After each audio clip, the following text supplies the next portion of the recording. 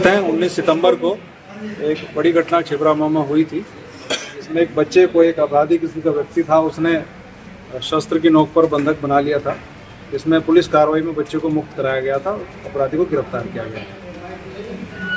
इसी घटनाक्रम में ये भी बात प्रकाश में आई कि जो बच्चा, उसकी बड़ी बहन प्रीति, इसकी उम्र लगभग 15 वर्ष है, उसको भी उसने बंधक बनाने का प्रयास किया था। कमरे में उसको लेकर गया था, लेकिन उसने बड़े साहस का परिचय दिया और उसके चंगुल से छूटकर कमरे से बाहर निकल आई।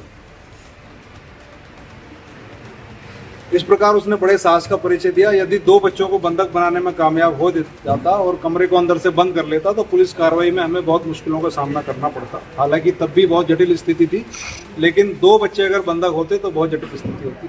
बच्ची ने घर की भौगोलिक स्थिति के बारे में बताते हुए पुलिस की सहायता भी करी। इन सभी बातों से स्पष्ट है कि बच्ची बहुत साहसी है। उसने बहुत मानसिक दृढ़ता का परिचय दिया। इस घटना से बहुत सदमे में वो रही, लेकिन उसके बावजूद भी उसका संयम, साहस और उसकी मानसिक मजबूती प्रशंसा के लायक है। उच्चाधिकारियों की प्रेरणा से हमने निर्णय लिया कि बच्चे को इस साहसिक कार्य के लिए सम्मानित किया जाए। इसका प्रचार प्रसार भी हो ताकि ये कहानी उसकी और बच्चों के सामने भी पहुँचे और वो भी इस प्रकार के साहसिक कार्यों के लिए प्रेरित हों।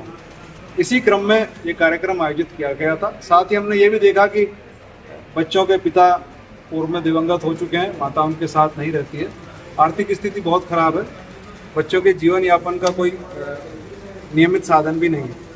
तो इसी क्रम में हमने अन्य विभाग के अधिकारियों से भी संपर्क किया और हमें बहुत तत्परता के साथ सहयोग मिला।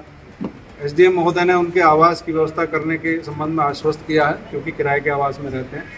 जिला बाल विकास एवं महिला कल्याण अधिकारी महोदय, उन्होंने बहुत तत्परता से हमको अवगत कराया कि आर्थिक सहायता भी बच्चों की हो सकती है और उन्होंने बहुत जल्दी स्वीकृत कराते हुए दोनों नाबालिग बच्चे, प्रीति और उसका छोटा भाई, दोनों के लिए नियमित आर्थिक सहायता 2,500 रुपये प्रति माह स्वीकृति कराई। इस कार्यक्रम के दौरान उसका प्रमाण पत्र भी उन्होंने दे दिया है। जिला सहायक शिक्षा अधिकारी, उनसे संपर्क किया गया। तत्काल उन्होंने बताया कि बच्चे जिस माध्यम से भी जिस स्कूल में शिक्षा ग्रहण करना चाहते हैं, निकटवर्ती विद्यालय में उनका एडमिशन कराया जाएगा और सारा खर्च शिक्षा का सरकारी तौर पर उठाया जाएगा। जिला